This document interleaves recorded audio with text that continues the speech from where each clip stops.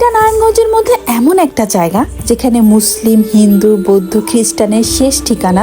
যে ধর্মেরই হই না কেন, সবচেয়ে বড় সত্য হচ্ছে মৃত্যু। নারায়ণগঞ্জের কেন্দ্রীয় কবরস্থান, পাশাপাশি বাকি ধর্মাবলম্বীদেরও সমাধিস্থল, নারায়ণগঞ্জের অন্যতম সাম্প্রদায়িক সম্প্রীতির নিদর্শন। এমনটা বাংলাদেশের আর কোথাও আছে কিনা আমার জানা নেই। একই সাথে 4টা ধর্মের শেষ ঠিকানা।